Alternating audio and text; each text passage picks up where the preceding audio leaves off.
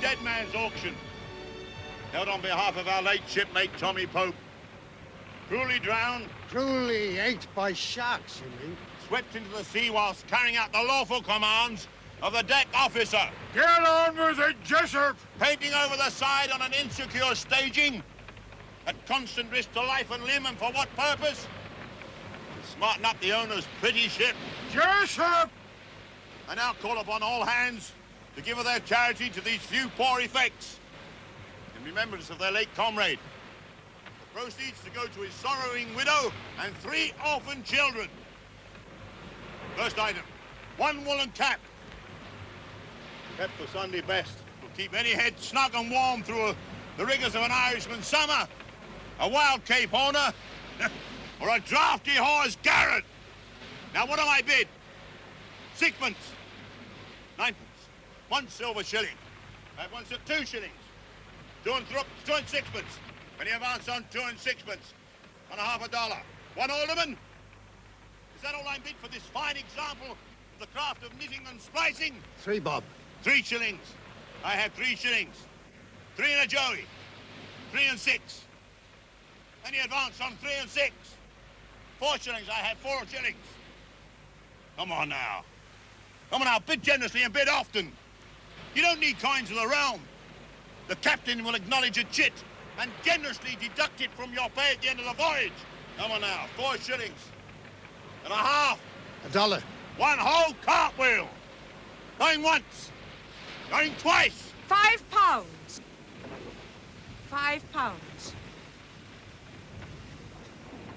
£5. £5 of my money? Are you completely bereft of your senses? A man couldn't earn such a sum if he stayed aboard the entire voyage and spent not a single penny. It's the least we can do. The least? And heaven preserve us from your best. £5. It's a small enough recompense for a woman losing a dear one. Look, his woman was a slut, and he was the most ham-fisted sailor ever to set foot aboard a ship. If the man was clumsy, then all the more reason why Mr. Bain should not have put him in a position of grave danger. Seafaring is a dangerous profession, madam. And no doubt a ship is the most dangerous vehicle ever devised by mind of man. But that doesn't give you the right to foist upon me every seaman's widow and brood of starvelings. Have you no vestige of charity in your heart, James? The deserving poor are more than well catered for. What with orphanages and asylums and workhouses, without my being asked to provide a private asylum for distressed seamen's wives. And Pope's wife will not be distressed for long. Not that one, you believe me. That is not the point. No, the point is £5 of my money. Well, I'll not pay it. I'm going on deck now. Make sure no more of your pet mendicants take it into their minds to leap over the side.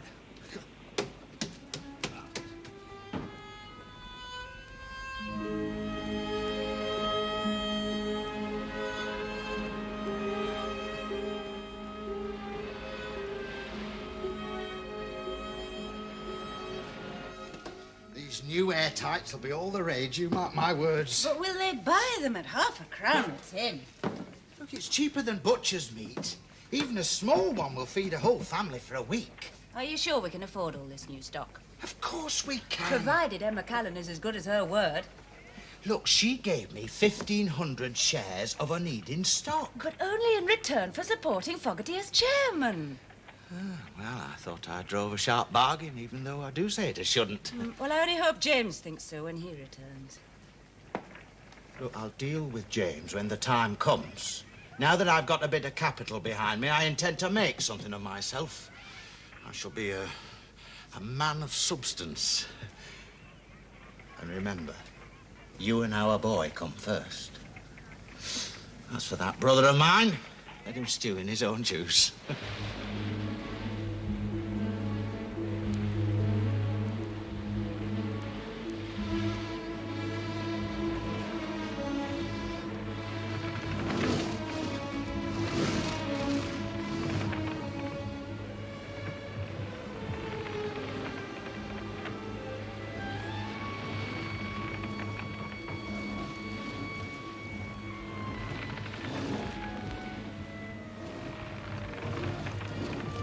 I've got a mouth like the inside of a devil's boots. I'm choking for a drink. Heads down with your prayer boots and your mouth shut. My knees are bleeding. And you'll have had to match if you don't stow your gab.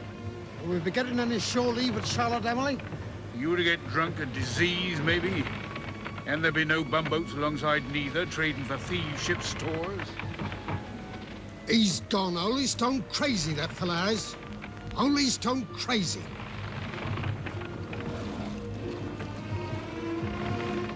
Couple of coats of China oil and those decks will be as good as new. I like a clean ship, Mr. Bain. Aye, sir. Bosun, wash down, wipe down, and oil down.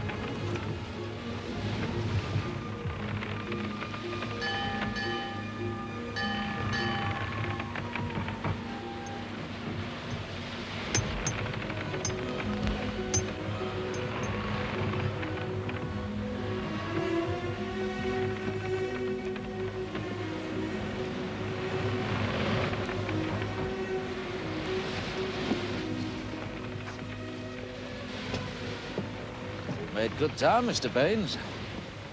We'll discharge our coal iron rails at St. Thomas. Wash the hold out. Take on sugar, rum, coffee. Good profit there, Mr. Baines, good profit. If we're going to build that steamship to Albert Fraser's design, I must scrape together every penny that I can get.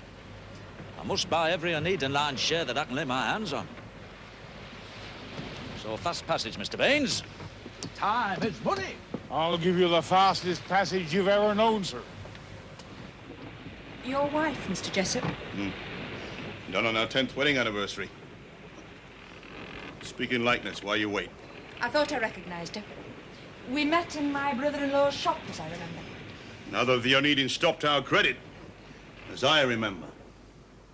She must have been quite beautiful. Yes, she was, then. The poor age quickly, missus. I'm sorry. Oh, no, you're not, ma'am. Oh, you have a kind and generous nature, no doubt, and common enough amongst your class and urge to charity when the conscience pricks. £5. Well, I'll make sure Popey's widow gets it. Thank you, ma'am. But you remember, if you give a poor man a loaf of bread, he's still the same poor man the next day. And we prefer to buy our own bread. Very commendable, Mr. Jessop. But when a tuppenny loaf costs threepence, where do we get the other penny from, eh? From the bounty of the owners? Or from the charity of your heart? My husband is a hard man, but he is also a fair and just one. But not notably a generous one.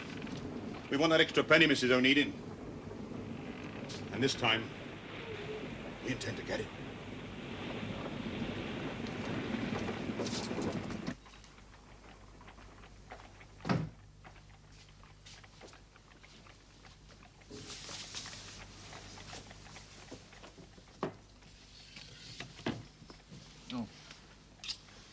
More shopping? We've been invited to a dinner party. I must look my best. I've little time for social engagements. You've little time for anything but your precious steamship.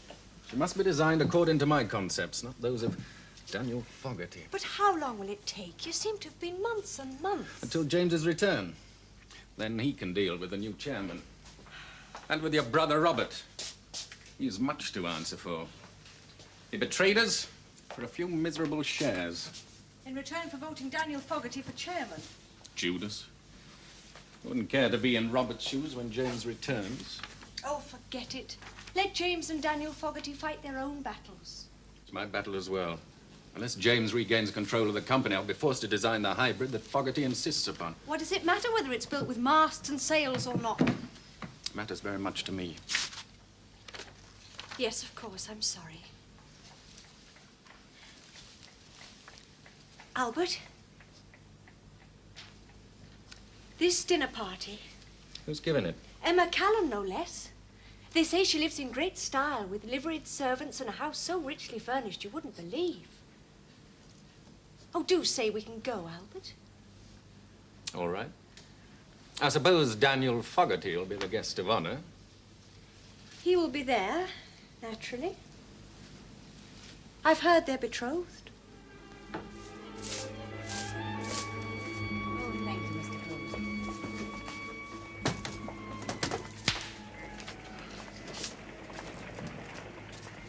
Robert? Robert, love! We have an invitation from Miss Callon. Oh, Robert, you are going up in the world. Ah, well, who else will be there? I've no idea. But people of Miss Callon's circumstances are to be cultivated. We'll have to dress formally, of course. Now, what shall I wear?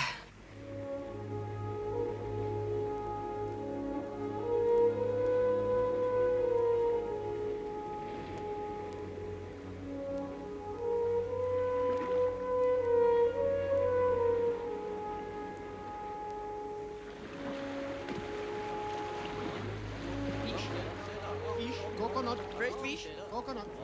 palm wine, Lovely coconut. fresh fish, palm wine,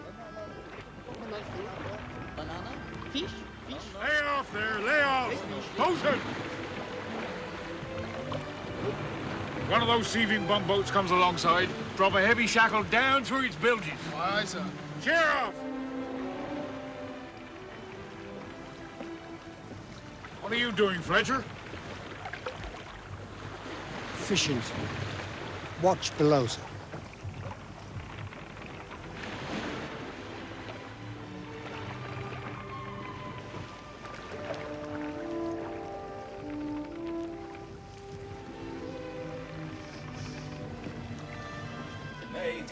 Delay. Where's my cravat? 4 hours of daylight wasted already. Are you going ashore? Oh, somebody must roust out those good-for-nothing lightermen. I've never been ashore in a Caribbean port. Oh, well, think yourself lucky. Nothing but flies, mosquitoes, malaria. Half civilized natives, no place for a woman. There must be shops. Ah, well, there's a market of sorts. But we've no money to spare on fripperies.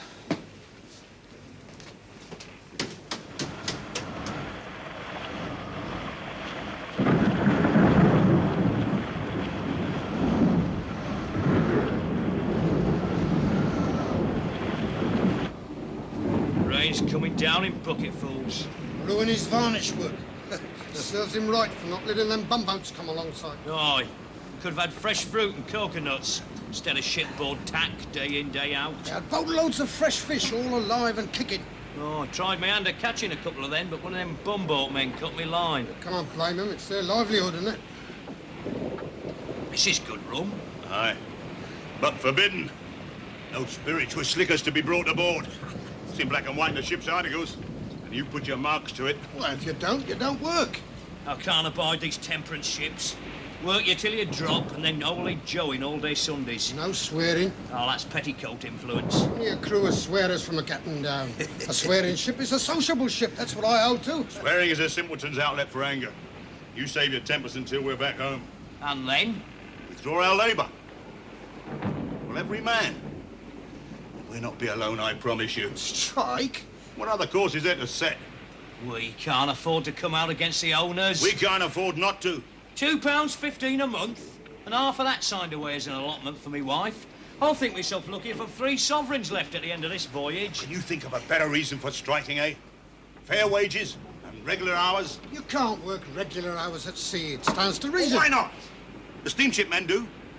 4 hours on and 4 hours off as regular as clockwork. Unless you get a bit of a breeze, and then it's all hands out to make sail. Oh, Hey, look out. Rum, that'll cost you 3 days' pay, Jessop. It's my bottle. Sir. It's my bottle, Mr. Baines. Right, Fletcher, 3 days' pay stop for you. And 2 days and half provisions for the rest of you. Why don't you just starve us to death? Have done with it, eh? Insolence and contemptuous behavior, that's another day's pages. Any further comments? Right, on deck, every man jack of you. You'll sweat that rum out of you before this day's through. And Fletcher, take a bucket of grease and sluice down the mainmast. From the royal masthead down, and when you finish, report to me. I'll find more work suitable for your talents.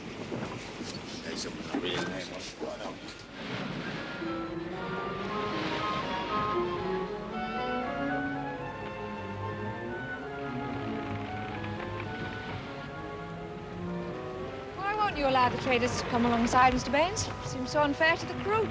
Those bumboat men would steal everything that wasn't nailed down, ma'am, and the crew are no better. They've no ready money, so the ship's stores will go in exchange for rum and palm wine.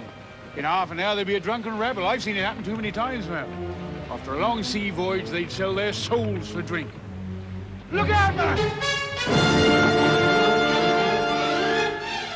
Jessop! On deck!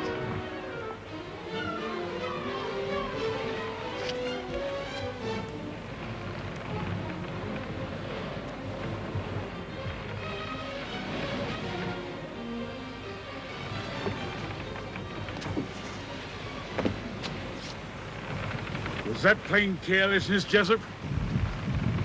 Sorry, ma'am. The pin slipped from my hand. You might have killed Mrs. Onedin. Just you take care in future.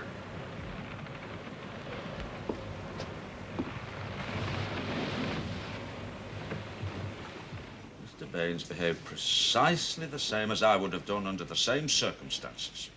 Put paid to the matter there and then. But to strike the man. You might have been killed. Mr. Baines struck him on your behalf. It was an accident. Accident? Listen, Jessop had no right, nor did his duty require him to carry a belaying pin aloft. Now, look, if Mr. Baines chose to proceed against the man, I'd have no alternative but to put him in irons to await British justice. Then he'd have to try his luck with a British magistrate on a charge of attempted murder. Murder? Well, we've only Jessop's word for it that it was an accident. It was an accident. Look, you might have been killed. Now, an inquiry's bound to find against the man. I assure you, Jessop would return you small thanks for your justice. Oh, you have a closed mind. I have a very clear mind and only one thing in it, to get this boat loaded and homeward bound as quickly as possible. Money. Oh, I might remind you, Anne, that the money that you affect to despise brings you the security that you crave. You can call on me as witness. Aye, and me. If that benefit our cause, We could have him in front of a magistrate. my target is not the me. My target is the law. The law which obliges us all to suffer injustice. The law which puts absolute authority into the hands of masters and owners like Onedin. We must be united in one aim, and one aim only. To put an end to the conditions of the working seamen. To take action against Bain would not advance our cause one word. There must be 10,000 sailors ashore in Liverpool any one time. How are you going to convince them? Where one leads, others will follow.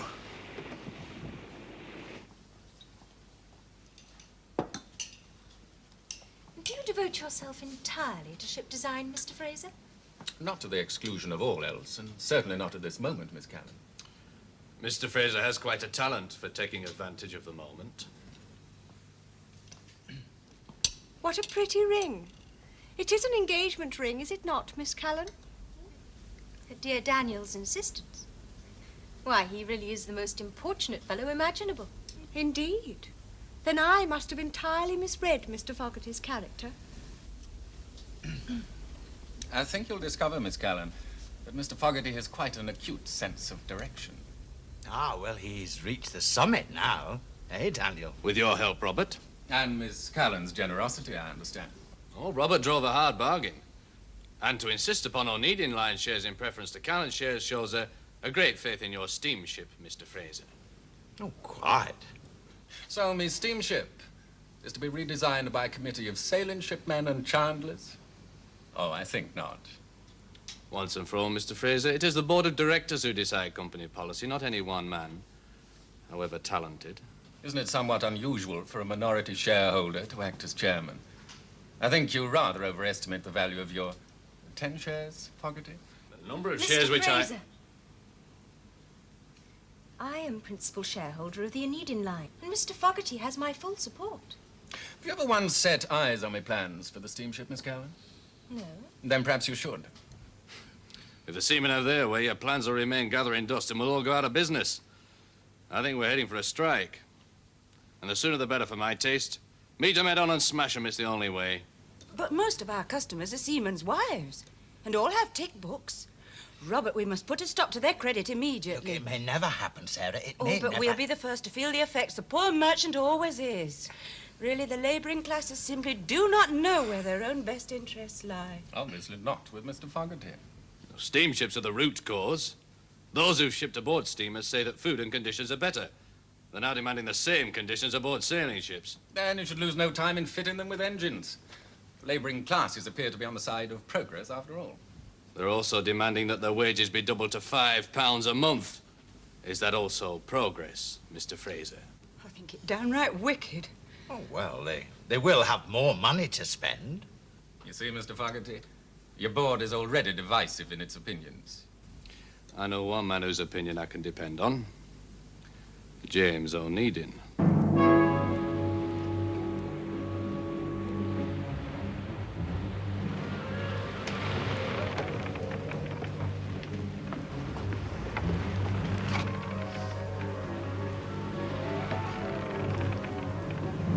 did you? Right.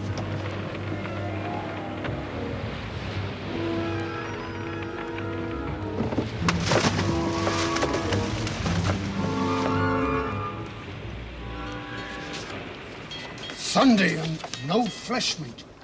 Cracker ash every day. Not enough of that to keep a bird alive. We starve on weevily biscuits. But the cabin there goes short, I warrant you. We had the last of the foes today. Ah, the smell's all over the ship. Enough to drive a man crazy. Rotten stinky meat thrown over the side, homeward bound on half rations, and no fresh stores took aboard. What can we do about it? We can claim our entitlement. And that's 8p a day. Aye. This should be a most profitable voyage. At whose expense? What? The conditions of employment aboard this ship are a disgrace. And this voyage is no different from any other. Oh, aye, there is a difference. We got Jessop in the crew. We dine off roast fowl while the men are on half rations. Bad meat must be disposed of. You know that as well as I do, Anne. And if those tender feelings of yours are still troubling you, let them do so no longer. From tomorrow on, we shall all be on short commons. There is growing anger aboard this ship. And you know the cause of it as well as I do. Jessop, I tell you, he's a troublemaker. He's a born agitator. It's the last time that he sets foot aboard an Onedin ship. You take away his livelihood? No. No, I'll recommend him for a berth aboard a Callon ship, eh? James. The men have long-standing grievances. Mr. Jessop's only a focal point. What grievances? When they queued to sign articles of agreement, they knew what they was about. There was no compulsion. Only the compulsion of unemployment and starvation if they did not sign. What manner of choice is that to offer a man? Anne, ship's articles was drafted by Act of Parliament, and I must abide by them as much as the crew. But the penalties are lopsided for as master and order you sit in judgment of your own case. And I think the best thing is that you stay at home in future. One sea lawyer aboard ship is more than enough. James. No, Anne. Even if I agreed with you, I have to abide by ship's articles. And make them work for your benefit. Look, what do you want me to do? Join the crew? Help make us bankrupt? Yes, what is it? Beg pardon, sir. We're a deputation representing the interests of the forecastle hands, sir. Is this an official complaint? Which we require entering into the log and properly and duly witnessed. I'll overlook your impertinence this time, Jessop. Right, what's your complaint? Beg pardon, sir, but no impertinence was intended. Mr. Jessop is official spokesman, and we'll not stand by and see him abused. Right. Make your complaint and get on with it. Our provisions have been reduced by 1/2. So? So we claim 8p a day as our right as laid down by the Merchant Shipping Act. Section 123, paragraphs 1 and 3, viz. If during the voyage the allowance of provisions is reduced by more than 1/3, the seaman shall be entitled to, and in addition to wages, the sum of 8p a day. We stand on law. Do you now? Well, you should have read a little further, a little deeper, Jessop. But if it can be shown that any provisions, the allowance of which have been reduced, could not be procured or supplied in proper quantities, such circumstances shall be taken into consideration. At our last port of call, fresh meat was unobtainable. Does that answer your complaint? Well, we'll go hungry now. But your turn will come.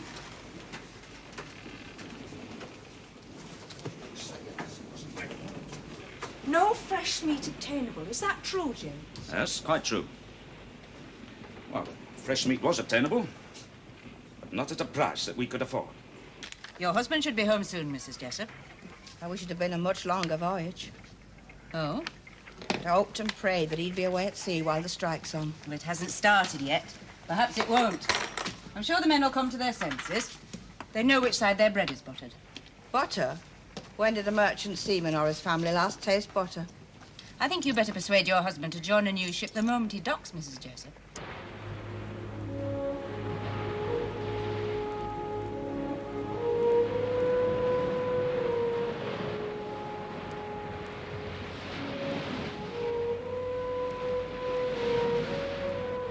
Now, we'll never have a better opportunity.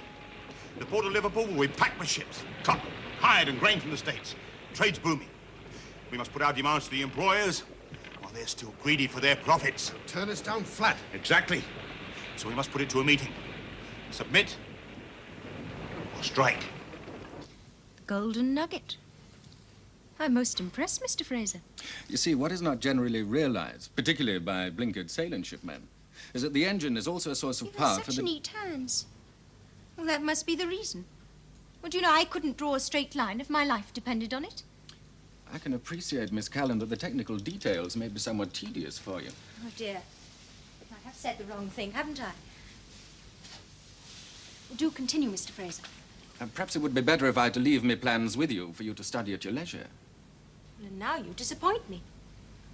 There's little flattery to be garnered when a gentleman informs a lady that his most earnest desire is to put a speedy end to a conversation. Only that I may continue at a later date. Do you make such pretty speeches to your wife, sir? Even prettier, for I've had longer to practice. Then she is most fortunate of women. But we must concentrate upon the business at hand. My father has always impressed upon me that I have a poor head for business, and I was... Then we are evenly matched, sir. For my poor head cannot put two and two together without arriving at the most absurd of totals. I was hoping to persuade you, Miss Callon, to use your influence over Mr. Fogarty. To what end, Mr. Fraser? To put an end to this confounded vendetta that'll bring us all to ruin. Vendetta? A private matter. I find it hard to believe that Mr. Fogarty could possibly abuse a position of trust in furtherance of some petty grudge. Fogarty is determined to gain control of the Onedin line for the sole purpose of preventing me building the Golden Nugget. Well, if Mr. Fogarty is of the opinion that your proposed steam vessel would be better for carrying sail, then he believes it wholeheartedly. He is wrong. That may be. But your saying so will not alter his opinion one bit. You must prove it to him. How? I do not know, Mr. Fraser. But if you imagine I can dissuade him from his purpose, you overrate my influence. You may tell Mr. Fogarty that the Golden Nugget will be built to the original specifications, and not to his. I see no reason for reporting a private conversation. Mr. Fogarty does not own me yet. I wish you a good morning, Miss Callon. Well, Mr. Fraser, well, I hope we may part as friends. That is also my wish. Please, convey my regards to your wife and your little son. Of course. Good morning to you, Miss Callon.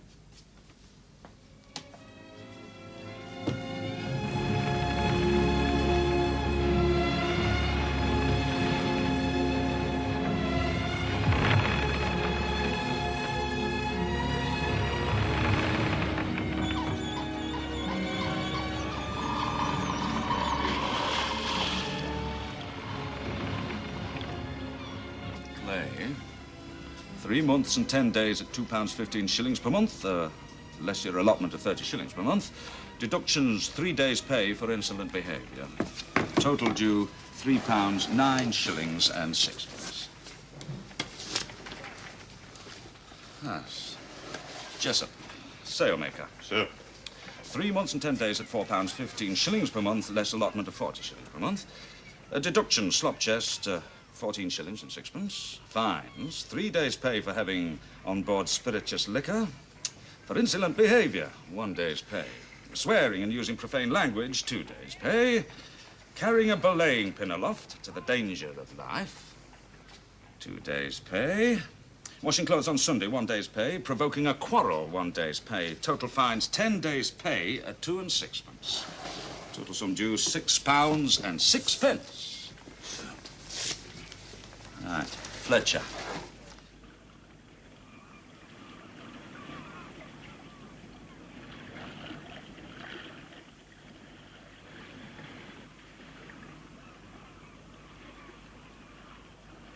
Now, steamship men won't join us. That's not important. You still outnumber them 10 to 1. Aye, every sailor in this port has come ashore. Right. Then we'll organise into districts and sub-districts throughout the length and breadth of the docks. The Callon and Onedin berths, they're mine, all right? They'll bring in the strike breakers, supported by the crushers. Any policeman who shows his face will be thrown into the dock, alongside those who seek to protect. Now, to our demands. These are fair enough in substance. When we meet with the owners, we're going to have to be more specific. We're going to have to spell it out to them in chapter and verse. And if they don't listen? We'll burn their ships. Mr. Jenkins will sell at my price, lock, stock and barrel. Yes. We'll expand, Sarah. Yes, we'll take over his premises and knock down that wall and expand. A double-fronted shop? Nay, more than that. Look, there's a stable in here. Well, I can turn that into a fine storeroom and warehouse. And I'll have a sign painted. It'll say, Robert Onedin, ship's chandler and provision merchants. We're on our way, Sarah. Nothing can stop us now. We're on our way. If it's company money you're thinking of spending, Robert, think again.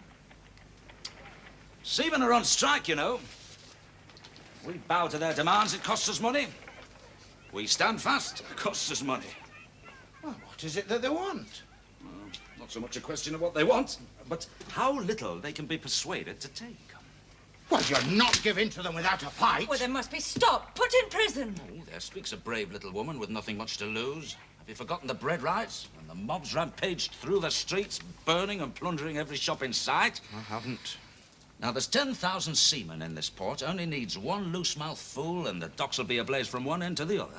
No, well, what this situation needs is a cool head and clear thinking. When do you propose to meet with them? Well, not until they've had time to tighten their belts a little. Nothing weakens a man's resolve so much as hunger, you know. Men. What? They're all the same, loose fish, every one of them.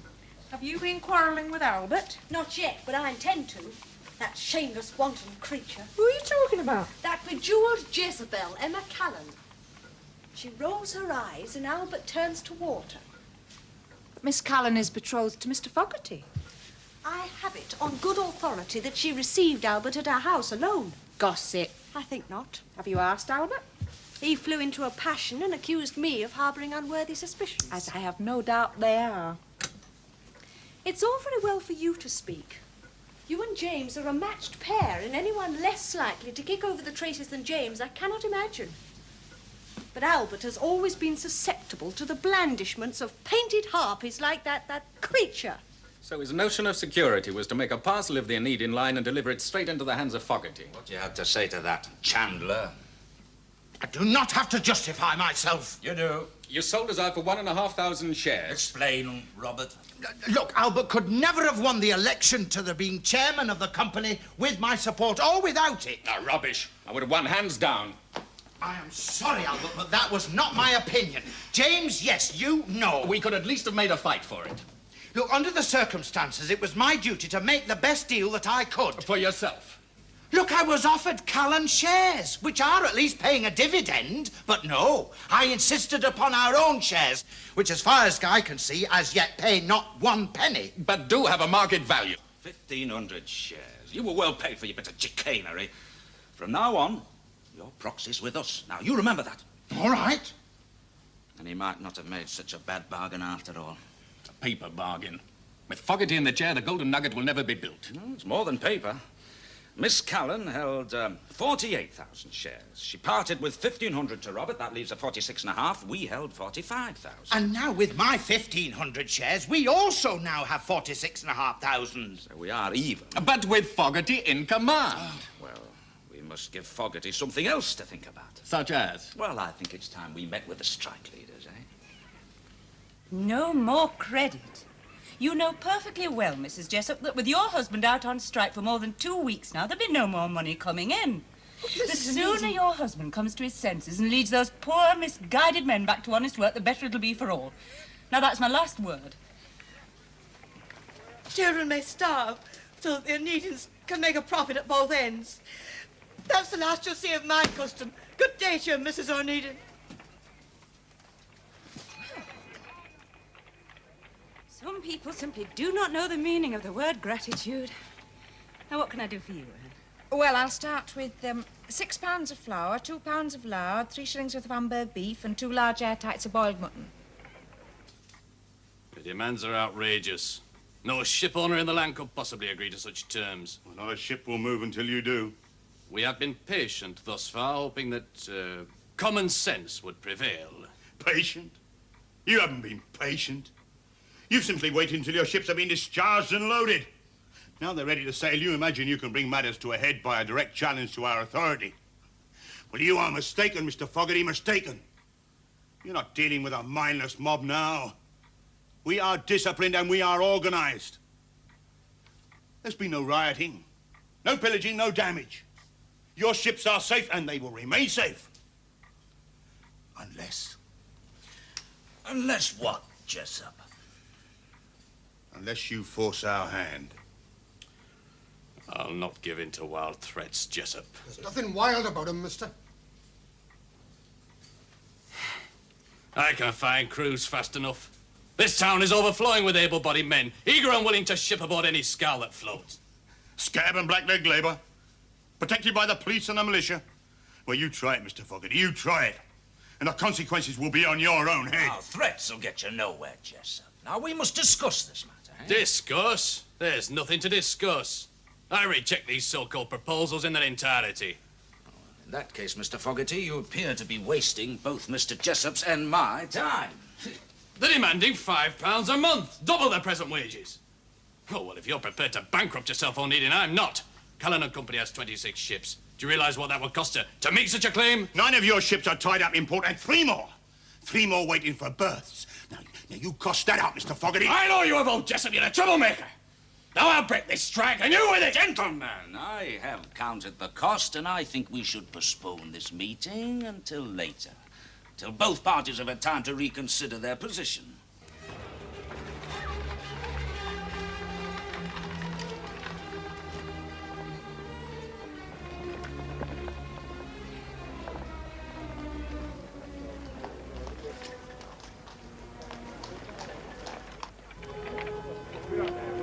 No further, Onedin. I'm going aboard my ship. Have you agreed to our terms? No. Are you prepared to discuss them? No. Then you and your ship stay put. That's your peril, Onedin. At your peril.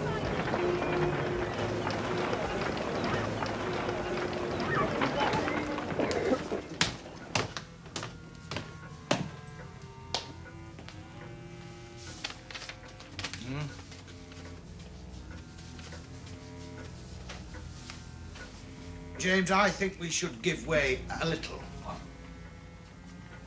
Well, throw him a sop. And what do you have in mind? Well, provisions.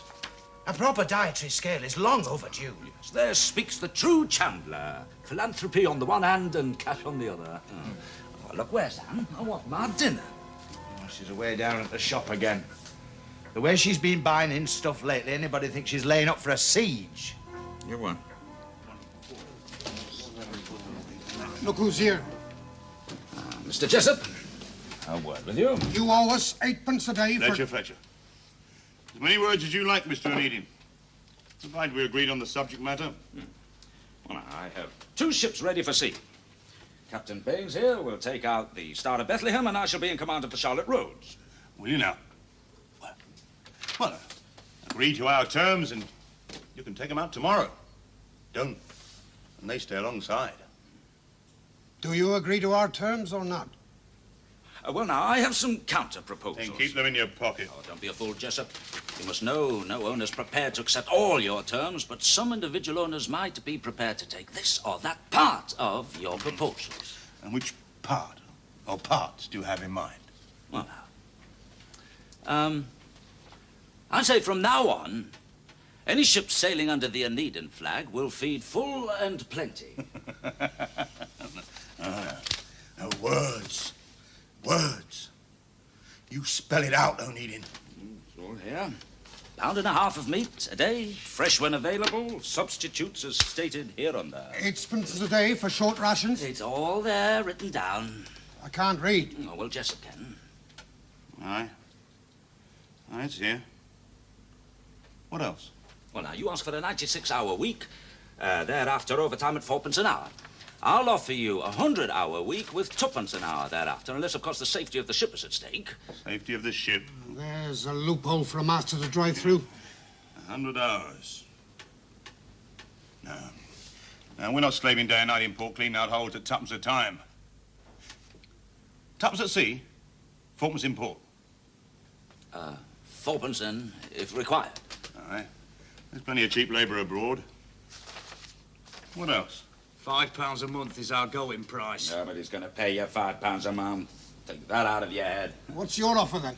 Well, I'll give you an increase of 5 shillings a month, not a penny more.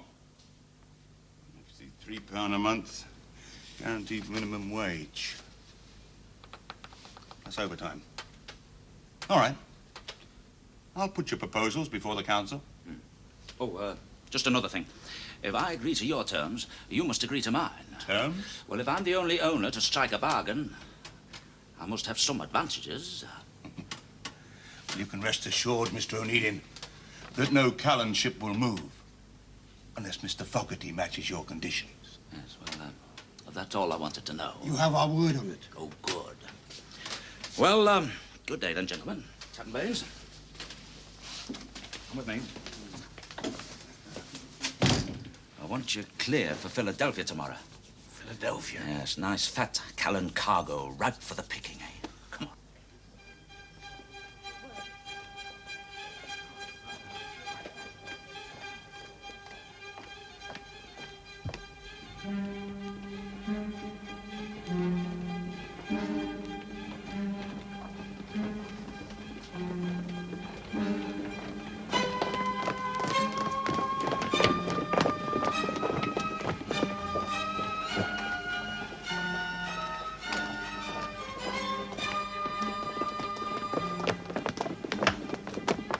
I have to report that a further meeting with the representatives of the owners has met with an obstinate refusal to meet with the basis of our demand. There is one exception, however.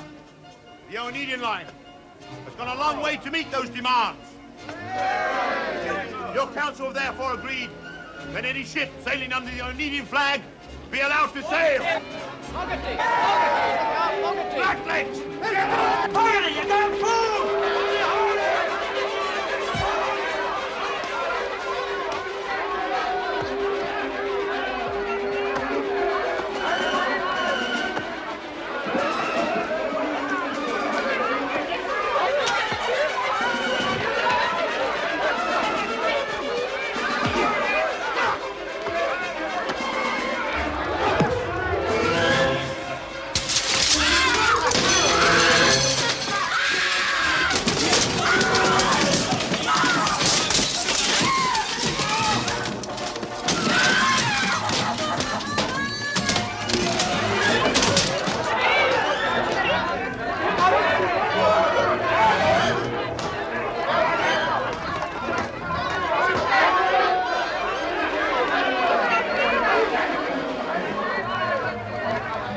Mr. Baines.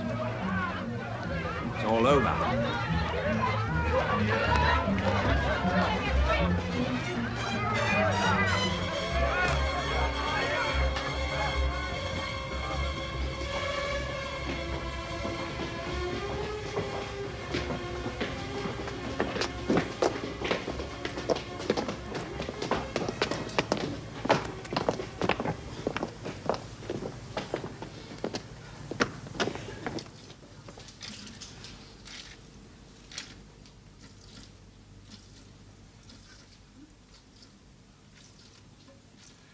Sarah?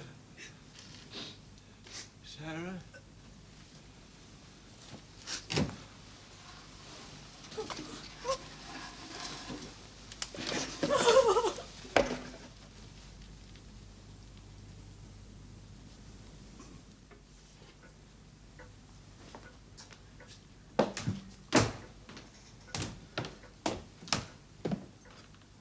Blundering idiot, Fogarty. Is it all over now? Aye. Fogarty and his bully boys have broken the strike. Now we can start counting the cost. Burnt one of his ships right down to the waterline. Wrecked his dock office, then set fire to 3 warehouses. And the mobs used that as an excuse to go right through the town, wrecking everything. And Mr. Jessop? Arrested with the other members of his so-called council. What will happen to them? Oh, no doubt they'll stew in prison for a while. But that's monstrous. No doubt, but it is the law. What's that you're doing? Provisions. What for? Your quarrel's been with the seamen, not with their wives and children.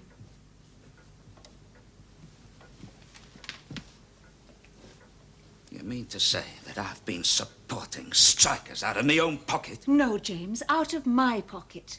And not strikers, but their unfortunate families. It comes to the same thing. May I remind you, Anne, that every penny that you possess comes from my purse, not yours. The money's from my housekeeping. You've not suffered. Housekeeping is not wages. A wife doesn't have property. I am no chattel, James.